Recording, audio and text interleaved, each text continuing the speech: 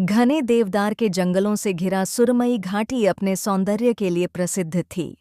वहां की सुबहें सुनहरी धूप से नहाई रहतीं और रातें चांदनी में चमकतीं।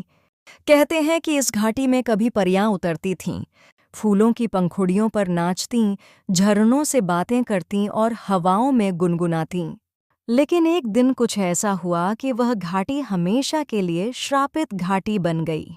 बहुत समय पहले स्वर्गलोक की सबसे सुंदर परी थी अनमाया। उसकी मुस्कान से कमल खिल उठते थे और उसके नृत्य से इंद्रधनुष बन जाते थे। सभी देवता उसकी कला के प्रेमी थे, पर एक देवता वायुकेतु उससे गहरा प्रेम करने लगे। अनमाया को उनकी भावनाओं का सम्मान था, पर उसका मन स्वतंत्र था। वह किसी बंधन में नहीं रहना चाहती थी। एक दिन स्वर्ग में देव उत्सव हुआ।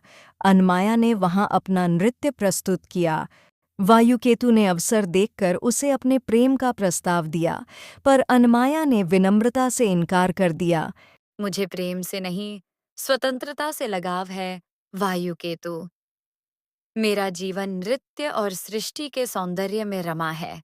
वायुकेतु का अहंकार घायल हो गया। उन्होंने क्रोध में कहा, यदि स्वतंत्रता ही तुम्हारा प्रेम है तो मैं तुम्हें वही दूंगा, ऐसी स्वतंत्रता कि तुम न स्वर्ग में रह सकोगी न पृथ्वी पर। उनके शब्दों के साथ ही एक गहरा तूफान उठा। अनमाया आकाश से गिरकर पृथ्वी की गोद में आ गिरी।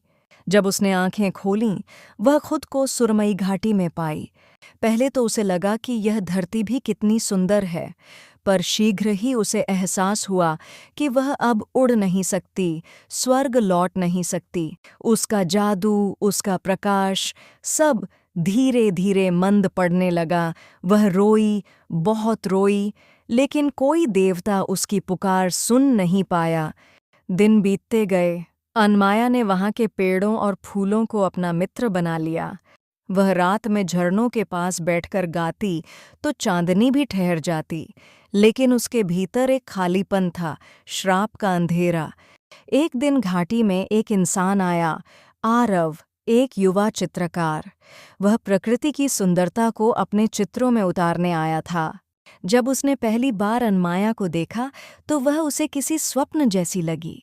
उसकी आंखों में झिलमिलाती नीली रोशनी थी, जैसे रात के तारों की झलक हो। आरव ने पूछा, तुम कौन हो? अनमाया मुस्कुराई, मैं हवा की बेटी हूँ। अनमाया और राघव धीरे धीरे दोनों के बीच दोस्ती हो गई। आरव उसके गीत सुनता, उसके चित्र बनाता और बदले में उसे मनुष्य की दुनिया के किस्से सुनाता। अनमाया को पहली बार लगा कि शायद श्राप भी किसी नए अर्थ की ओर ले जा सकता है।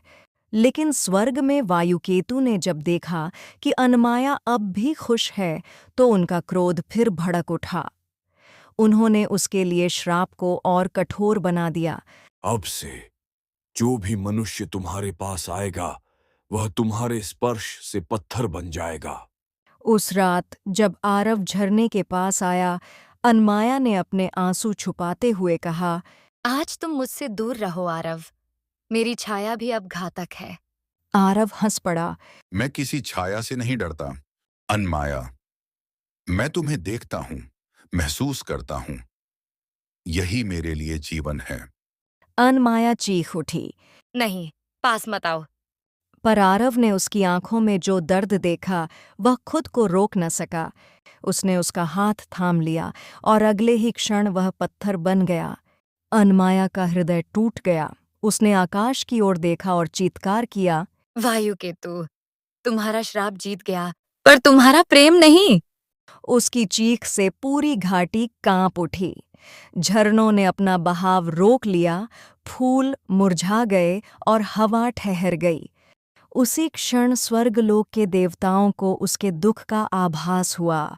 तभी आकाशवाणी हुई, अनमाया, तेरी पीड़ा निर्मल है, पर श्राप का फल तुझे स्वयं मिटाना होगा।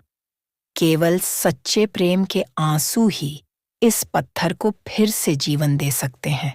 अनमाया ने आरव के पत्थर बने चेहरे को देखा और कहा, अगर मेरे आंसू से तुझे जीवन मिले तो मैं सदा रोती रहूंगी। उसने आरव के सीने पर सिर रखकर रोना शुरू किया। उसके आंसू मोतियों जैसे थे जो पत्थर पर गिरते ही चमकने लगे। धीरे धीरे वह पत्थर टूटने लगा और आरव ने सांस ली। अनमाया!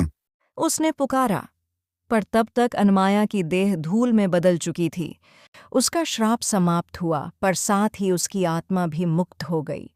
कहते हैं, उस दिन के बाद सुरमई घाटी में फूल फिर से खिल उठे। झरनों ने गुनगुनाना शुरू किया और रात की हवा में किसी अदृश्य परी के गीत गूंजने लगे। गांव वाले कहते हैं, जब चांद पूरा निकलता है तब उस घाटी से अनमाया के गीत सुनाई देती है। और इस तरह सुरमई घाटी का श्राप तो मिट गया, पर उसकी कहानी हवाओं में अब भी बहती है। एक श्रापित परी की कहानी जिसने प्रेम में हार कर भी प्रेम को अमर कर दिया।